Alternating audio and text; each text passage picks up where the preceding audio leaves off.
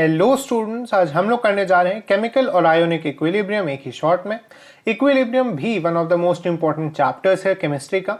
ये न सिर्फ आपको यहाँ फिजिकल केमिस्ट्री में काम आएगा, बल्कि आगे चलकर जब आप इनऑर्गेनिक एंड ऑर्गेनिक केमिस्ट्री पढ़ेंगे तो वहां पर भी कई सारे चैप्टर्स में आपको इक्विलिब्रियम के कॉन्सेप्ट्स मिलते रहेंगे।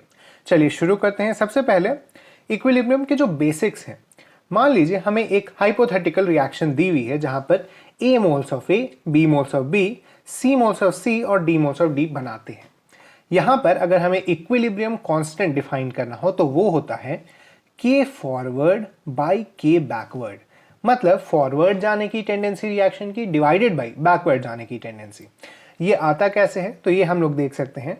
C to the power C मतलब C का concentration to the power C, D का concentration to the power D, A का concentration to the power A और B का concentration to the power B। मतलब उसके आगे जो भी कोएफिशिएंट लगा होगा उसे हम पावर में भेजेंगे और ऊपर की तरफ हम लोग प्रोडक्ट्स के जो कॉन्सेंट्रेशंस का प्रोडक्ट होगा उसे लिखेंगे और नीचे हम लोग जो रिएक्टेंट्स के कॉन्सेंट्रेशन का प्रोडक्ट होगा उसे लिखेंगे। यहां पर सॉलिड्स और प्योर लिक्विड्स को नहीं लिया जाता इस इक्वेशन को लिखते हुए या फिर इक्विलिब्रियम कांस्टेंट को डिफाइन करते हुए।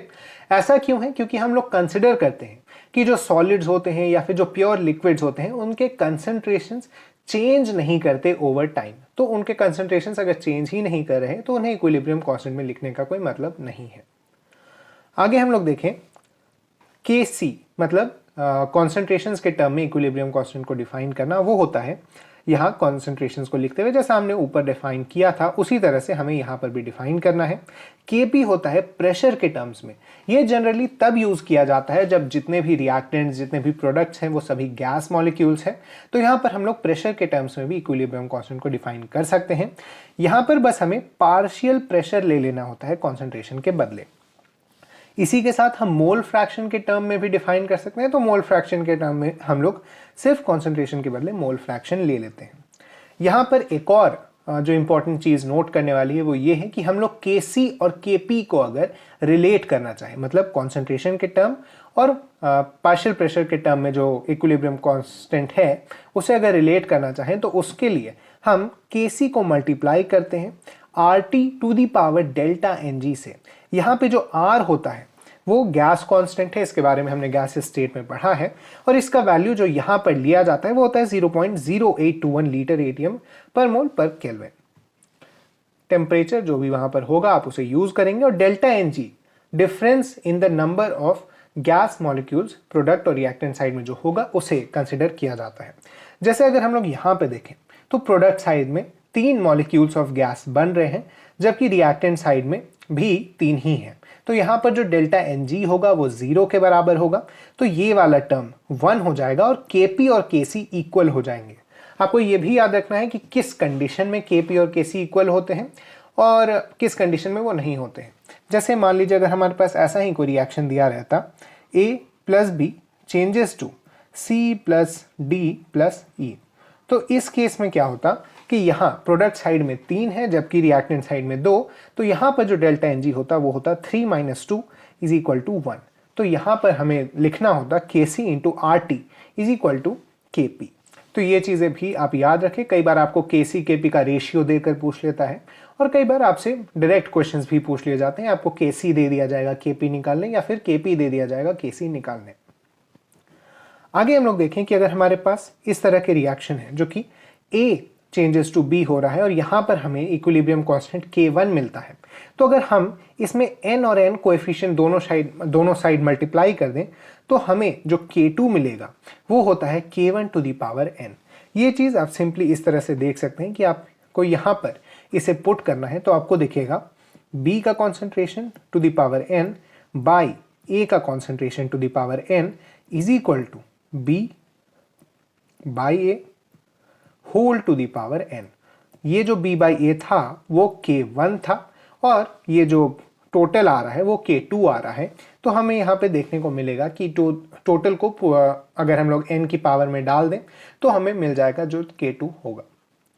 इसके बाद हम लोग देखते हैं अगर A टू B K1 है, C टू D K2 है, तो अगर हम इन दोनों रिएक्शंस को ऐड कर दें तो यहाँ पर जो इनके इक्विलिब्रियम कांस्टेंट्स हैं वो मल्टीप्लाई हो जाएंगे। ये चीज़ भी हम लोग ऊपर वाले ही एक्सप्रेशन से निकाल सकते हैं जहाँ पर हमें देखने को मिलेगा कि b बाई ए वाला पार्ट K1 को डिस्प्ले कर रहा था, d बाई सी वाला पार्ट K2 को कर रहा था, और अगर हम इन दोनों को प्रोडक्ट लिया है तो हमें K1 इंटू K2 करना पड़ेगा। आगे हम लोग देखें इक्विलिब्रियम कांस्टेंट को हम लोग रिलेट कैसे कर सकते हैं। हमने थर्मोडायनेमिक्स में कुछ कुछ चीज़ें हम लोग पढ़ेंगे, तो उससे कैसे रिलेट करना होगा। तो हमें इंथैल्पी दी हुई है और टेम्परेचर दिया हुआ है, तो उस केस में हम के इक्विलिब्रियम को डिफाइन करते हैं a into e to the power minus delta H by R T. यहाँ पर देखने वाली चीज़ ये है कि अगर एंडोथर्मिक रिएक्शन है तो एंडोथर्मिक रिएक्शन में हमेशा डेल्टा एच पॉजिटिव होता है, तो यहाँ पर टेम्परेचर बढ़ाने से इक्विलिब्रियम कांस्टेंट कम हो जाता है, इक्विलिब्रियम कांस्टेंट बढ़ जाता है। जबकि एक्सोथर्मिक रिएक्शंस में टेम्परेचर बढ़ाने से इक्विलिब्रियम कांस्टेंट कम होता है, क्योंकि यहाँ पर डेल्टा एच की वैल्यूज नेगेटिव होती हैं।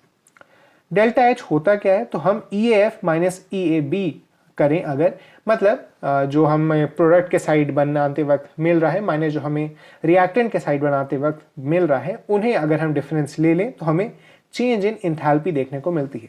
इन चीज़ों के बारे में हम लोग थर्मोडायनेमिक्स वाले लेक्चर में थोड़ा डिटेल में डिस्कस करेंगे।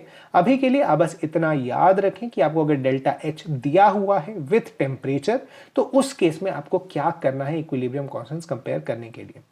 यहाँ पर जनरली जो क्वेश्चंस देखने को मिलते हैं वो क्या होते हैं कि आपको एक टेम्परेचर पर इक्विलिब्रियम कांस्टेंट दे देगा, आपको दूसरे टेम्परेचर पर निकालना पड़ता है, या फिर आपको दो इक्विलिब्रियम कांस्टेंट्स के बीच का रेशियो दे देगा, आपको दोनों टेम्परेचर्स के बीच का रेशियो निकालना पड़ेगा, क्योंकि डेल्टा एच जनरली कांस्टेंट होता है किसी भी रिएक्शन का। आगे हम लोग बढ़े Q। यहाँ पर हम लोग एक नया टर्म डिफाइन करते हैं Q। ये भी सिमिलर होता है K के, लेकिन ये क्या होता है, किसी भी स्टेट पर डिफाइन किया जाता है।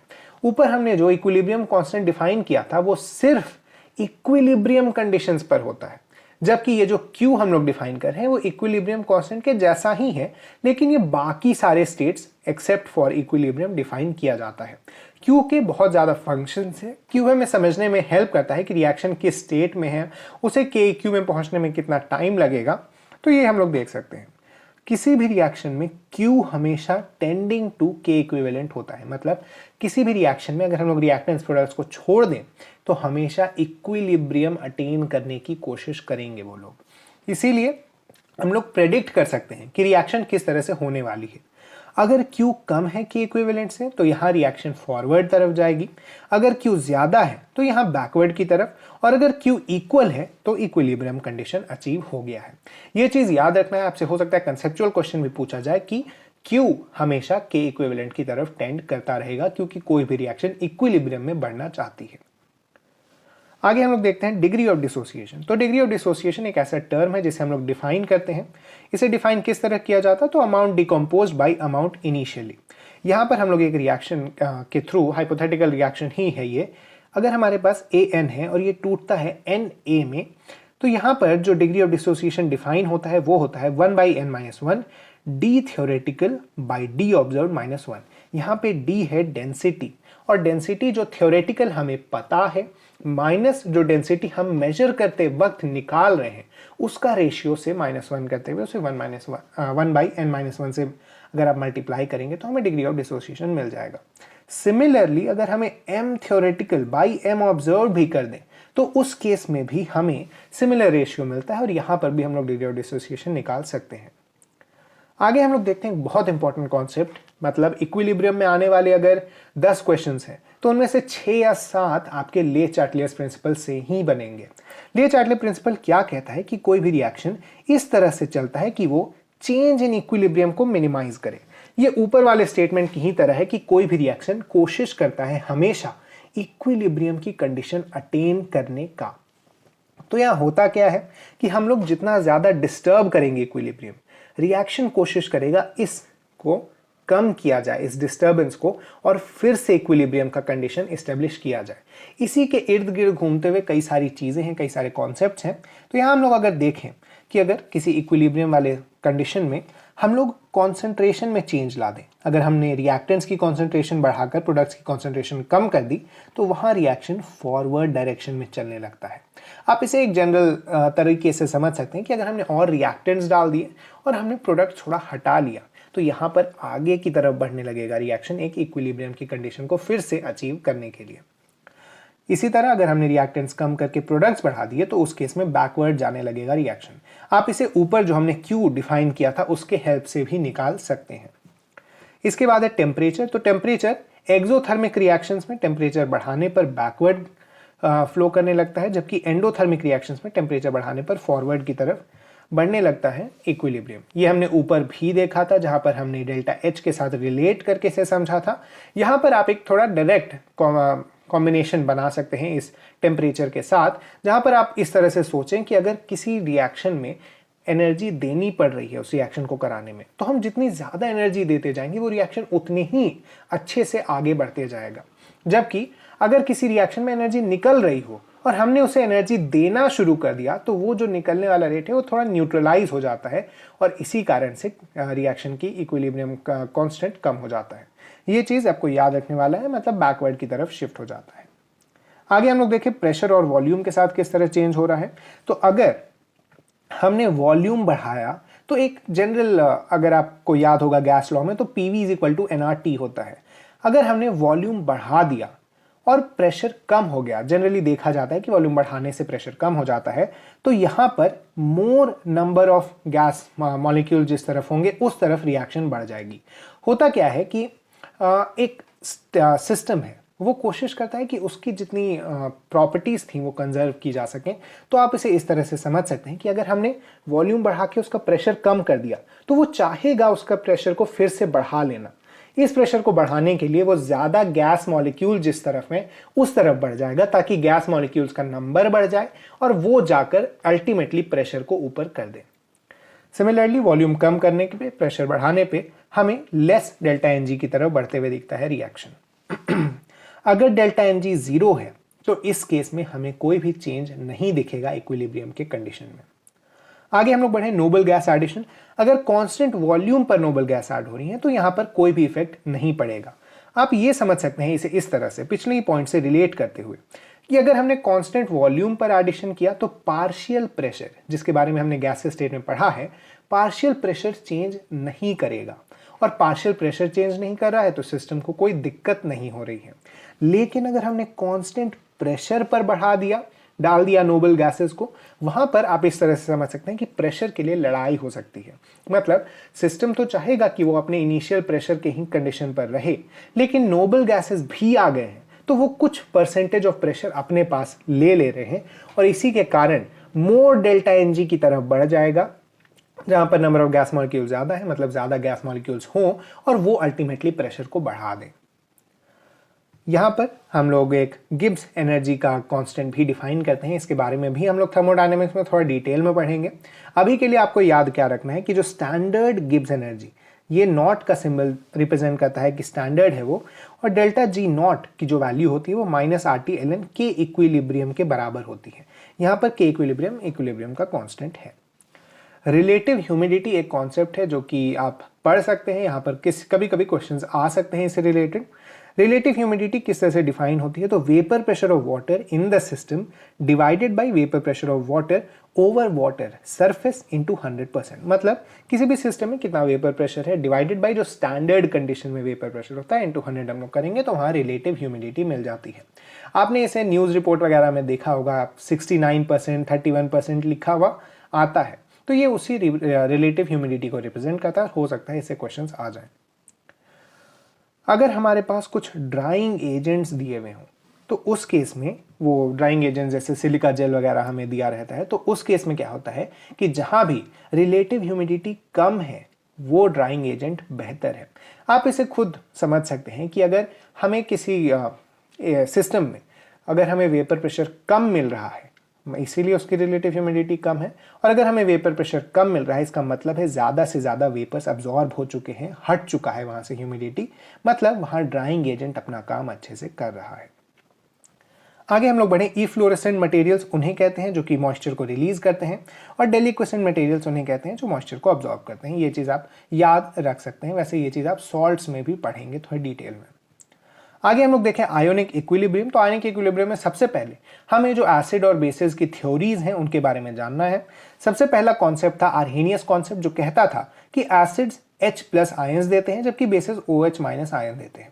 फिर इस थ्योरी को थोड़ा चेंज करते हुए, इंप्रूव करते हुए ब्रॉन्स्टेड लॉ और एक कॉन्सेप्ट आया जो कहता है कि एसिड्स H+ डोनर होते हैं जबकि बेसेस H+ एक्सेप्टर्स होते हैं।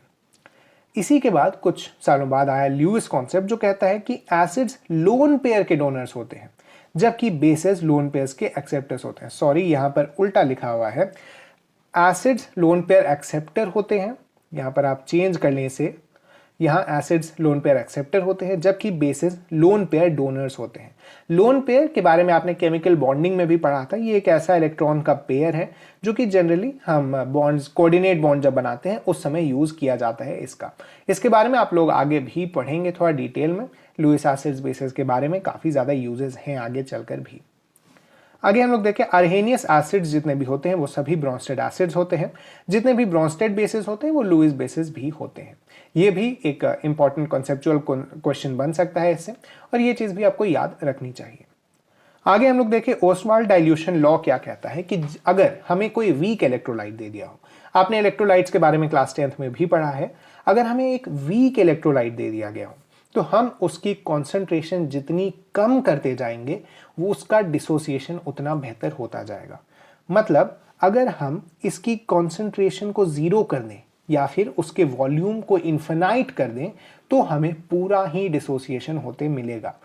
इसे हम रिलेट करते हुए कैसे लिख सकते हैं कि जो डिसोसिएशन कांस्टेंट है वो इन्वर्सली प्रोपोर्शनल होता है रूट अंडर कॉन्सेंट्रेशन के, या डायरेक्टली प्रोपोर्शनल होता है रूट अंडर वॉल्यूम के।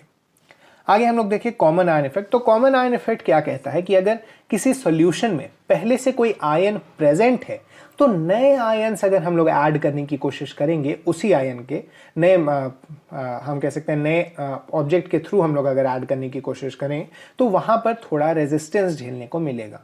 ये इक्विलिब्रियम के कॉन्सेप्ट से ही रिलेटेड है। मतलब इक्विलिब्रियम के कॉन्सेप्ट में जैसे हमने कॉन्सेंट्रेशंस देखे थे ऊपर में, तो यहाँ पर पहले से अगर इसके कॉन्सेंट्रेशन का कुछ हिस्सा भरा हुआ है तो हमें फिर से नए यहाँ पर आयन्स डालने में थोड़ी दिक्कत आ सकती है किसी भी सॉल्यूशन में। ये जनरली अफेक्ट करता है वीक इलेक्ट्रोलाइट्स के आयोनाइजेशन को, जिसके बारे में हम लोग आगे देखेंगे। अगला हम लोग देखते हैं dissociation of acids and bases.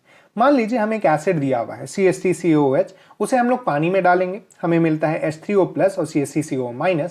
यहाँ पर हम लोग एक कांस्टेंट डिफाइन करते हैं जिसे हम लोग कहते हैं Ka। A यहाँ पर एसिड्स को रिप्रेजेंट कर रहा है। ये होता क्या है, तो K equilibrium into concentration of H2O अगर हम लोग कर दें तो हमें जो एक्सप्रेशन मिलता है वो हम Ka के बराबर मान सकते हैं। एसिड स्ट्रेंथ डायरेक्टली प्रोपोर्शनल होती है Ka के, और बेसिक स्ट्रेंथ डायरेक्टली प्रोपोर्शनल होती है Kb के। Kb यहाँ पर B बेस को रिप्रेजेंट करता है, और सिमिलरली हम लोग डिफाइन करते हैं। मतलब K इक्विलिब्रियम को अगर हम लोग H2O से मल्टीप्लाई कर दें तो हमें जो बेसिस के लिए मिलेगा उसे हम लोग Kb कहेंगे। यहाँ पर हम लोग एक और कांस्टेंट डिफाइन करते हैं Kw, जिसे आयोनिक प्रोडक्ट ऑफ वाटर कहा जाता है। ये इक्वल होता है Ka इंटू Kb के, और ये 10⁻⁻14 के वैल्यू का होता है 25 डिग्री सेल्सियस पर। टेम्परेचर बढ़ाने पर Kw बढ़ जाता है, और Kw एक कांस्टेंट टेम्परेचर पर हमेशा कांस्टेंट रहता है। ये बहुत ही ज़रूरी बात है कि आप वाटर में कुछ भी मिला दीजिए, Kw की वैल्यू हमेशा कांस्टेंट रहेगी। और इसी कांस्टेंट रहने के कारण हमें क्या मिलता है, Ka inversely proportional to Kb, मतलब डायरेक्टली प्रोपोर्शनल टू 1/Kb। यहाँ पर आप देख सकते हैं अगर हम इसे क्रॉस मल्टीप्लाई करें तो हमें एक कांस्टेंट टर्म मिलता है जो कि Kw के बराबर है। स्ट्रॉन्ग एसिड हमेशा एक वीक कॉन्जुगेट बेस देगा। हाँ, आपने 10th में पढ़ा भी होगा इसके बारे में, कॉन्जुगेट बेसिस, कॉन्जुगेट एसिड्स कैसे बनाते हैं। तो आपको ये चीज याद रखना है कि एक वीक एसिड हमेशा स्ट्रॉन्ग कॉन्जुगेट बेस बनाएगा और एक स्ट्रॉन्ग एसिड हमेशा वीक कॉन्जुगेट बेस बनाएगा। मतलब उल्टा हो जाएगा जब भी आप कॉन्जुगेट बेस या एसिड लेंगे तो। आगे हम लोग देखें, आयोनिक कांस्टेंट ऑफ वाटर एक ये टर्म है जो कि Kw/H2O के कॉन्सेंट्रेशन के बराबर होता है। ये बहुत ही रेयरली पूछा जाता है, लेकिन आपको पता होना चाहिए ये कैसे डिफाइन होता है। आगे है pH। अगर pH हमें डिफाइन करना हो तो वो होता है -log10 H+ की कॉन्सेंट्रेशन। ये आपने क्लास 10th में भी पढ़ा है, एक बार आप बस इसे रिवाइज कर लें। न्यूट्रल पॉइंट पर pH जो हम लोग डिफाइन करते हैं वो -log10 Kw के भी बराबर होता है। हम लोग इस एक्सप्रेशन का यूज करते हुए अगर न्यूट्रल पॉइंट पर लगाएंगे तो हमें मिल जाएगा √Kw के बराबर। अगला है स्ट्रॉन्ग एसिड्स और बेसिस के लिए। जैसा हमें पता है कि स्ट्रॉन्ग एसिड्स और बेसिस आसानी से आयोनाइज हो जाते हैं, पानी में डालते हैं तो वहां पर हम डायरेक्टली -log10 H+ की कॉन्सेंट्रेशन लगा सकते हैं। यहाँ पर कुछ एक्सेप्शंस आते हैं, मतलब कुछ कॉमन क्वेश्चंस हैं जो बार बार रिपीट होते हैं, जैसे 10⁻⁻8 मोल ऑफ HCl अगर आपको दिया गया हो तो यहाँ पर आप हड़बड़ा कर डायरेक्टली इसका pH 8 मत लिखिएगा। होता क्या है कि हमें पता है कि 0 से 7 तक एसिड कैरेक्टर होता है और 7 से 14 तक बेसिक कैरेक्टर होता है। 7 न्यूट्रल pH कहलाता है रूम टेम्परेचर पर। तो आप किसी एसिड को पानी में डालें और कितना भी कम कॉन्सेंट्रेशन हो तो हमेशा एसिडिक ही कैरेक्टर मिलेगा, आप इसको बेसिक कैरेक्टर नहीं दे सकते हैं। तो इसीलिए यहाँ ध्यान रहे कि आप इसका आंसर कभी भी 8 मत लिखिएगा। इसकी वैल्यू होता क्या है कि pH 7 के आसपास रहती है, 6.9 के आसपास। इसका लॉजिक ये है कि हम लोग जब इस टाइम काउंट करते हैं तो हम वाटर के भी, हमें पता है H2O भी ब्रेक करता है H+ OH- में, तो हम इस वाटर के भी H+ को ले लेते हैं क्योंकि हमारे पास जो एसिड है उसकी कॉन्सेंट्रेशन काफ़ी कम है। तो आपको जो भी नियरेस्ट आंसर दिखेगा 7 के उसे ही मार्क करिएगा। अगला है 2MHCl अगर हमें दे दिया जाए तो यहाँ पर हम माइनस में तो नहीं ले जा सकते pH को, तो यहाँ पर pH हम लोग 0 लिख देते हैं क्योंकि इतना ज़्यादा एसिडिक हो जाता है सॉल्यूशन कि हम उसका pH 0 ही मान लेते हैं। अगला है अगर मिक्सचर हो तो हम मिली मोल्स का यूज करते हुए pH को कैलकुलेट करते हैं। आपने स्टाइकियोमेट्री मोल कॉन्सेप्ट में पढ़ा होगा कि मिली मोल्स हम लोग कैसे निकालते हैं, तो वहां पर आपको मिली मोल्स निकालने होंगे और वहां पे जाकर आपको H+ OH- के मिली मोल्स निकालिए, या फिर अगर 2 H+ हैं तो 2 एसिड्स हैं तो वहां मिली मोल्स निकालिए, फिर वहां से जाकर H+ की कॉन्सेंट्रेशन निकालते हुए आप आगे बढ़ सकते हैं। अगला है वीक एसिड्स और बेसिस के लिए। तो वीक एसिड्स बेसिस के लिए हमें इक्विलिब्रियम का जो बेसिक कॉन्सेप्ट था उसे यूज करना है। आप यहाँ पर ब्रेक कर ले, मान लीजिए हमें अल्फा दिया हुआ है जो कि डिसोसिएशन कांस्टेंट होता है, तो हम यहाँ पर अल्फा का यूज करते हुए यहाँ एक एक्सप्रेशन लिखेंगे और फिर हम लोग Ka का जो एक्सप्रेशन हमने ऊपर पढ़ा था उसे यूज करेंगे और इससे हम लोग अल्फा निकाल सकते हैं। होता क्या है कि जनरली अल्फा बहुत ही कम होता है, 0.01%, 2% टाइप का होता है, तो वहां पर आपको डायरेक्टली एक फॉर्मूला प्रोवाइड किया जाता है जहां पर आप इस टर्म को 1 - अल्फा को इक्वल टू 1 मान सकते हैं। तो यहां पर होगा क्या कि अगर आप 1 - अल्फा को 1 मान लें तो c यहाँ नीचे आ जाएगा और रूट के कारण ये यहाँ पर स्क्वायर के कारण ये यहाँ पर रूट लग जाएगा, तो alpha is equal to √Ka/c माना जाता है। वहां पर आपसे ज्यादातर केसेस जो पूछे जाते हैं वीक एसिड्स और बेसिस के वो इसी पर बेस्ड होते हैं, मतलब बहुत ही कम होगा उनका डिसोसिएशन कांस्टेंट और उससे डायरेक्ट आंसर आप इसके थ्रू निकाल सकते हैं। लेकिन कभी कभी क्या होता है आपको ज़्यादा दे दिया जाता है डिसोसिएशन, मान लीजिए 20%, 5-10% डिसोसिएशन दे दिया जाए, तो वहां पर आप कोशिश करें कि एक बार चेक कर ले इस इक्विलिब्रियम वाले में डालकर, तभी आंसर आ पाएगा ज़्यादा आसानी से। आगे यहाँ पर आपको अगर अल्फा मिल ही गया है तो उसके थ्रू आप H+ भी निकाल सकते हैं, H+ की कॉन्सेंट्रेशन भी निकाल सकते हैं, और अगर आपको H+ की कॉन्सेंट्रेशन भी पता चल गई तो आप आसानी से pH निकाल सकते हैं किसी भी जो आपको दिया हुआ हो सॉल्यूशन का। आगे हम लोग देखिए अगर हमें एक मिक्सचर दे दिया जाए तो मिक्सचर में क्या करना है कि जैसे आपने यहाँ H+ के लिए K/C किया था रूट के अंदर, यहाँ पर आपको K1 C1 K2 C2 करते हुए आगे बढ़ना है और उस पूरे को रूट के अंदर ले लेना है, और जब आपने पूरा निकाल लिया हो उसके बाद आप उसका pH आसानी से निकाल सकते हैं उस -log10 H+ के कॉन्सेंट्रेशन वाले फॉर्मूला में डाल के। अगर एक स्ट्रॉन्ग एसिड और एक वीक एसिड हो आपके पास तो सिर्फ स्ट्रॉन्ग एसिड के थ्रू मिल रहे H+ के कॉन्सेंट्रेशन को कंसीडर करिएगा।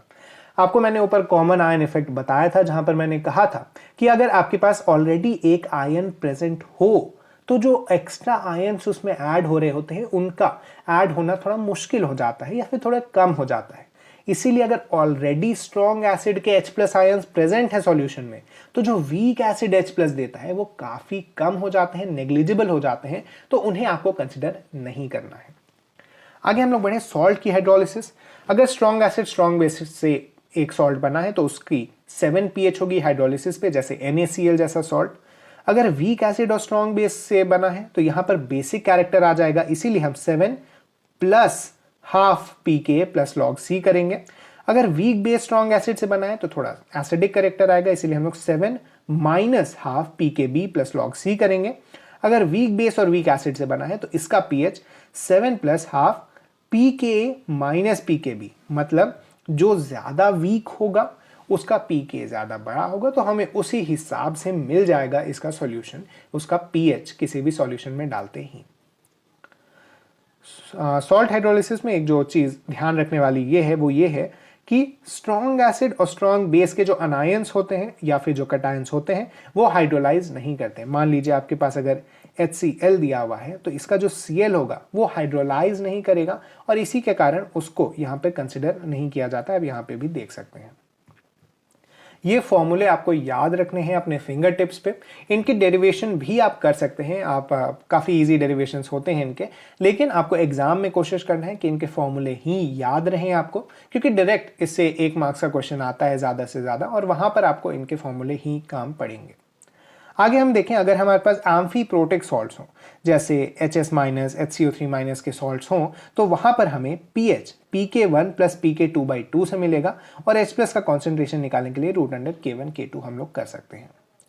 अगर हमारे पास पॉलीवेलेंट एनायंस और कैटायंस हो तो वहाँ पर सिर्फ पहली हाइड्रोलिसिस को कंसिडर करना है। जैसा मैंने आपको ऊपर भी बताया था, कॉमन आयन इफेक्ट यहाँ पर भी काम में आता है और पहली बार अगर H+ निकल गया है तो फिर जो दूसरी बार आएगा वो काफ़ी नेग्लिजिबल होगा और उसे हम लोग नेग्लेक्ट कर देते हैं। सिर्फ पहली हाइड्रोलिसिस का ही यूज़ करते हुए हम लोग को जब भी निकालना होता है हम लोग कैलकुलेशन करते हैं। आगे हम लोग देखें salts with polyvalent buffer solution. Buffer solution एक ऐसा सॉल्यूशन होता है जो कि यूज़ होता है पीएच मेंटेनेंस के लिए, या फिर आप इस तरह से समझें कि हमें किसी जगह पर किसी सॉल्यूशन का पीएच मेंटेन करना है तो हम उसमें कुछ बफर सॉल्यूशन ऐड कर देंगे या फिर बफर सॉल्यूशन बना देंगे जिसके थ्रू पीएच ऑलमोस्ट कांस्टेंट रहेगा एसिड या बेस के एडिशन के बाद भी। एक एसिडिक बफर कैसे काम करता है, तो इस एसिडिक बफर का पीएच आपको पता होना चाहिए कैसे निकालना है। वो होता है pKa जो एसिड है plus log 10 salt by acid का रेशियो, और एक बेसिक बफर POH के जिसका POH निकालना हो हमें तो वो होता है pKb plus log 10 salt by acid. अगर हमें एक बेसिक बफर का pH निकालने दे दिया जाए तो वहां पर हम लोग क्या करेंगे, POH निकालेंगे और हमें पता है pH प्लस POH हमेशा 14 के बराबर होता है, तो वहां पर आप pH के लिए POH को इधर ले आएगा, सब्ट्रैक्ट करके आप आसानी से निकाल सकते हैं। आगे हम लोग देखें, अगर मैक्सिमम बफर कैपेसिटी हमें चाहिए तो वहां पर H+ की जो कॉन्सेंट्रेशन होनी चाहिए वो Ka के बराबर होनी चाहिए। इससे हमें थोड़ी आसानी होती है या फिर मैक्सिमम बफर कैपेसिटी हमें मिल जाता है। यहाँ पर आप देख सकते हैं pH pK के बराबर हो, सॉल्ट का कॉन्सेंट्रेशन एसिड के कॉन्सेंट्रेशन के बराबर हो, ये सारी चीज़ें आपको पता होनी चाहिए, आप इसे डिराइव भी कर सकते हैं। सॉल्युबिलिटी प्रोडक्ट, सॉल्युबिलिटी प्रोडक्ट क्या होता है इसके बारे में आप क्लास 12 के सॉल्यूशंस वाले चैप्टर में भी देखेंगे थोड़ा सा। सॉल्युबिलिटी प्रोडक्ट क्या होता है कि यहाँ पर आप किसी सॉल्ट को जब डाल रहे हैं पानी में या फिर किसी भी सॉल्वेंट में तो वहाँ वो कितने अच्छे से डिसोसिएट कर जाता है आयंस के अंदर, और जब तक ये डिसोसिएशन चलता है तब तक सॉल्यूबल होते रहता है सॉल्ट।